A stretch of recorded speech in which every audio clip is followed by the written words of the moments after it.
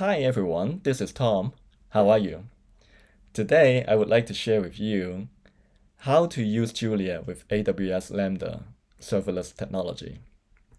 I am super excited about this. It was announced in December at the AWS reInvent conference that Lambda now supports using containers as deployment packages. Before that, it was impossible to bundle Julia runtime with your serverless code because of the package deployment size constraint. Now, with the new container deployment option, we can bundle the Julia runtime easily with your serverless code. And we can use the familiar container development workflow. So everything becomes a lot simpler. In this video, I will first show you a demo, and then I will walk through the code and related documentations so that you would know how to do it yourself. I have created a simple example with a Lambda function that will estimate the value of pi using Monte Carlo simulation. All right, let's go. Okay, here we go. This is the AWS Management Console. As you can see, I already have a function defined. Let's take a look at the configuration of this function. All right. Now, it is clear that this Lambda function is defined with a container image because of this session. You can even see the URI that reference to that image. In this particular instance, I am using the AWS Elastic Container Repository, as you can see from this URL. We can take a look at that repository by going to the ECR screen. So let me open a new browser window. And I'll put ECR over here.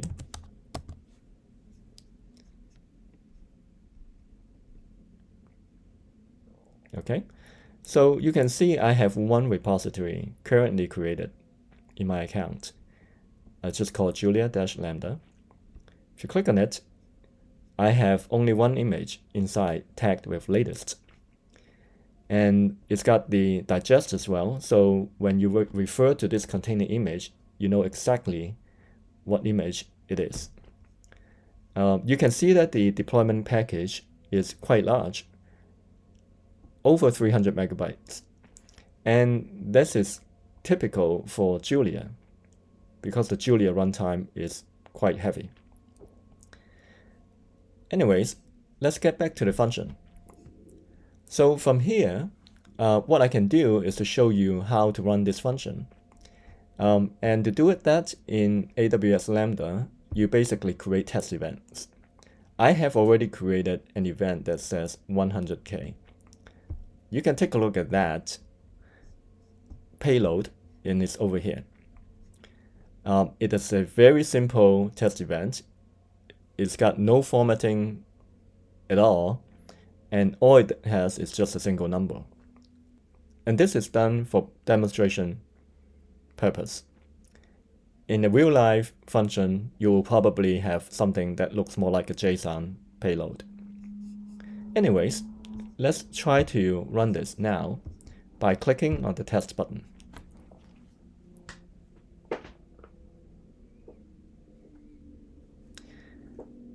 Okay, so now it's done. From the details, you can see the function returned a value, and this is close to the value of pi. And this screen also shows you how long it took to initialize, as well as how much time it actually ran, right? So there's init, duration, and duration. Okay, and there's some logged output being displayed over here as well. Now, coming back to the Lambda configuration, I want to point out that I have customized the amount of memory and the timeout. So in my basic settings, I have allocated 2 gigabytes of memory for this Lambda function and 1 minute timeout. To be honest, I have over allocated the size of this lambda. With the timeout setting, the default value is 3 seconds, and that's usually not enough when you're just starting out with a brand new Julia function due to the compilation time. On the safe side, I just want to make it a higher number. Now, let's take a look at how the function is being designed and what the code looks like. Alright, first I would like to share with you this documentation from Amazon about how to create custom AWS Lambda runtimes. In fact, the Julia code that I have written for the Lambda function implements this runtime interface. You can read the documentation, or you can see the next slide, which show you the whole logic in a flowchart format.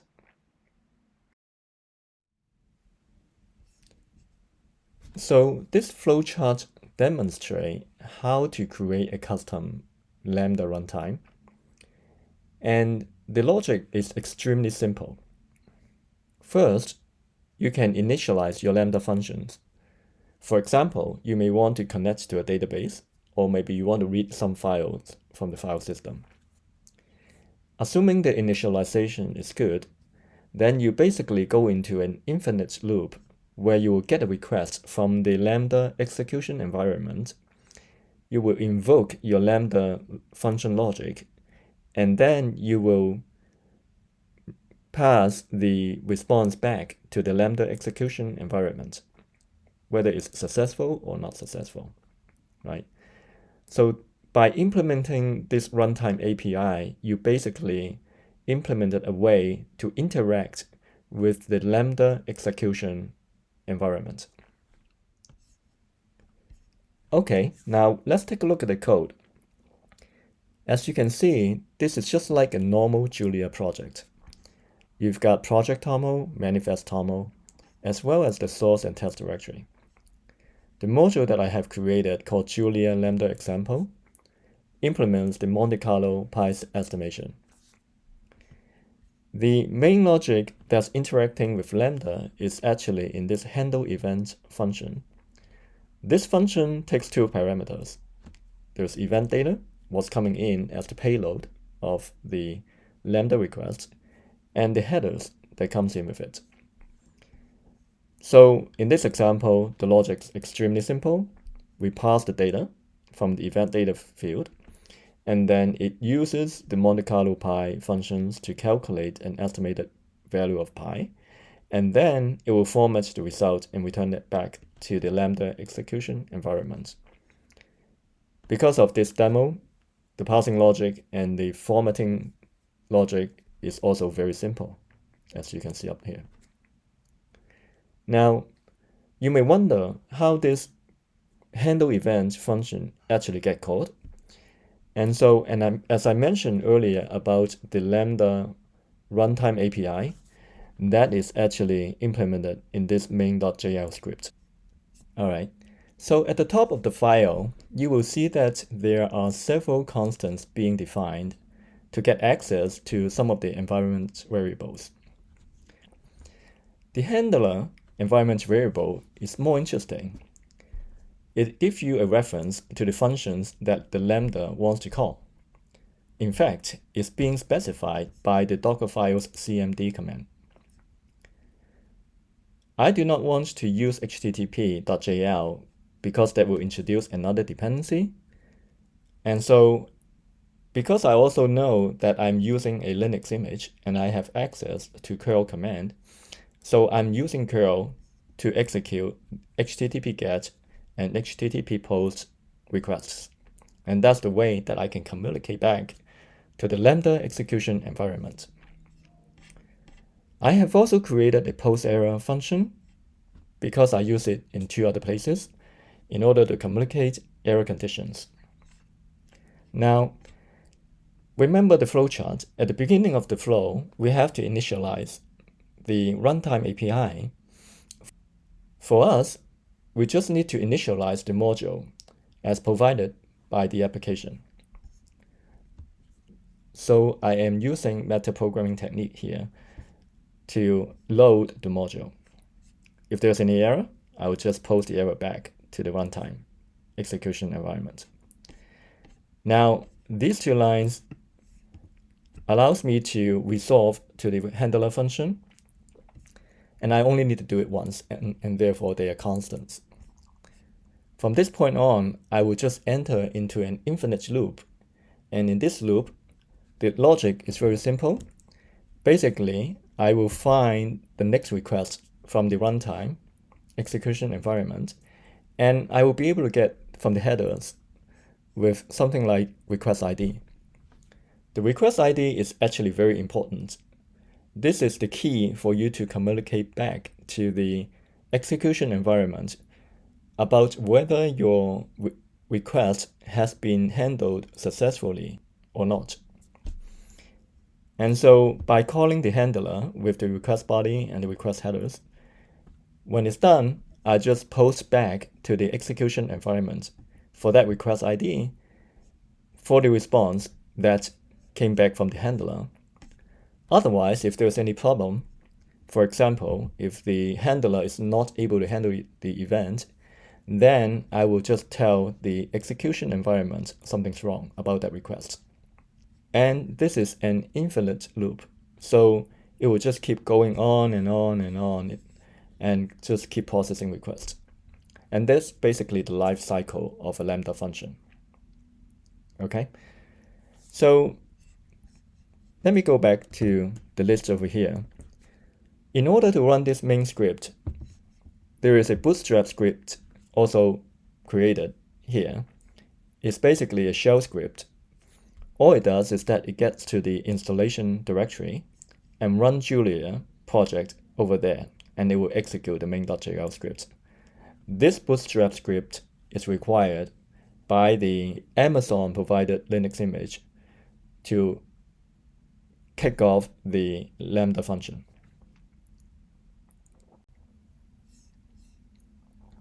Okay, next, let's take a look at the Docker file.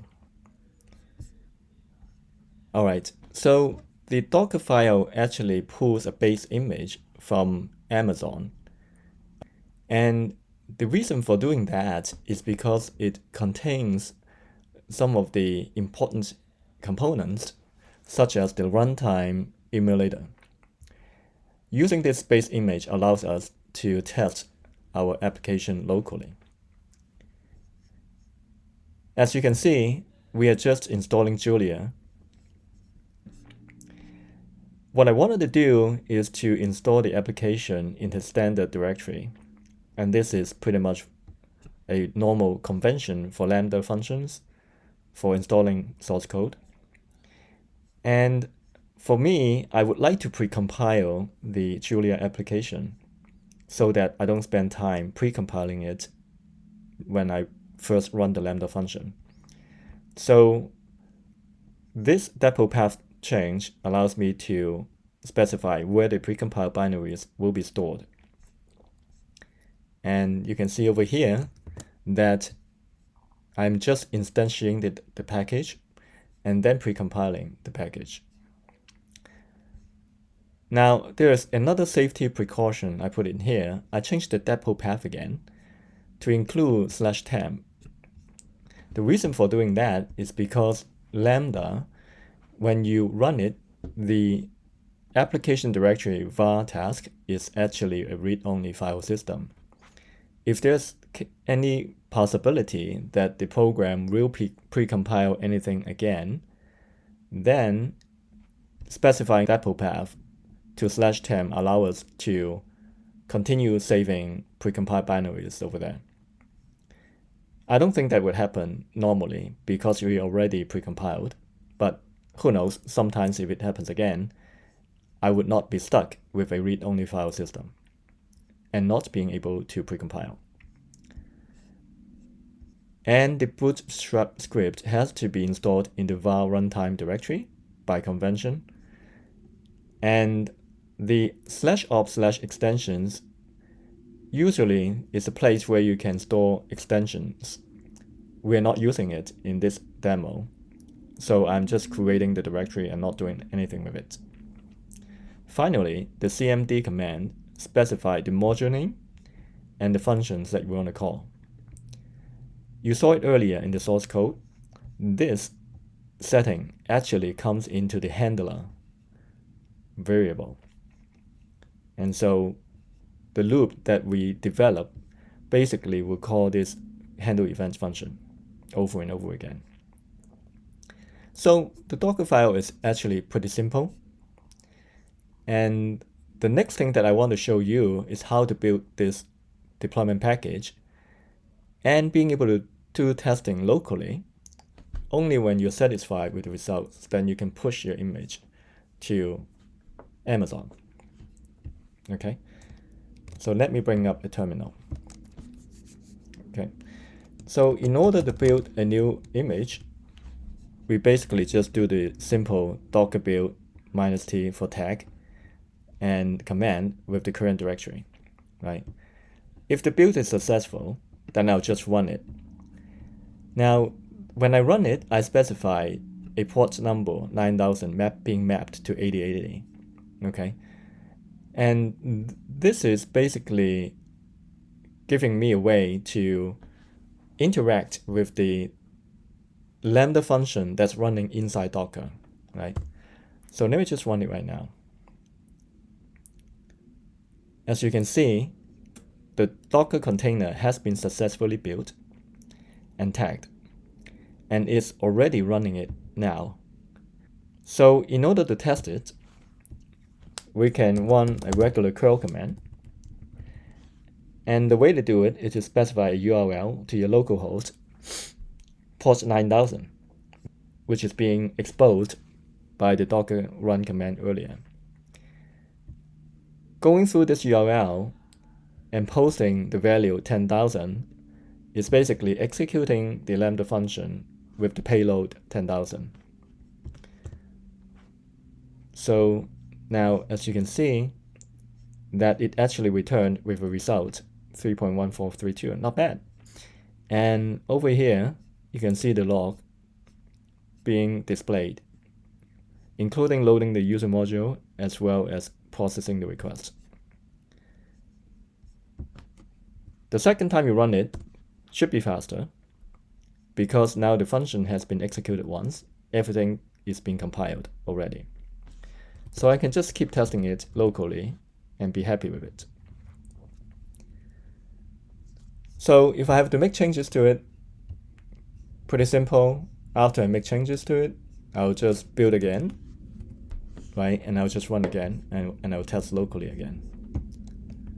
So the next thing is, how do we push the local image to Amazon, okay?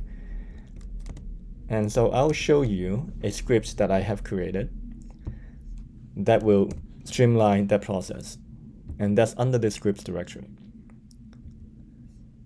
Deploy.xh is basically a shell script that lets you build, tag, and push the image to Amazon. What it needs is an image registry variable being set in your environment. And normally it has this convention where you would have your AWS account ID, ECR, right, for the repository, and the region that you are supposedly working in. So once you have that environment variable set, all you need to do is to run this deploy script with the image and the tag. It will, if your repository has not been created, it will create it for you, and it will push your image to that repository. Now, if your function has already been created, it will update the function as well. One thing that it doesn't do is to automatically create the Lambda function. This is a missing feature, only because that creating a function is more complex, including a decision about creating a role for access. So let me show you how this works. Okay, I'm going to expand this size of this terminal. And the first thing that you wanted to do before you run the deploy script, of course, make sure that you have AWS CLI already installed. And I also have the image registry already set up as an environment variable. Okay. Now, because it has to communicate with AWS image registry, I need to be able to authenticate myself. And the way to do it is to run this login script so that Docker knows how to authenticate with AWS. Now that I have logged in from Docker to the AWS environment, I should be able to just push my image, right? And so let's just run the deploy script, right? Sorry, this is not the right one. Let's just run the deploy script.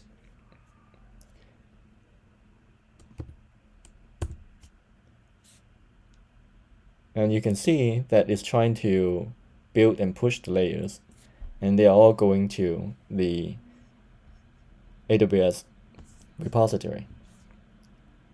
Okay. And so this is already done. You can see that this is successful, which means that this is good. Okay, let's take a look at the management console again with the ECR page, right? This is what we had earlier.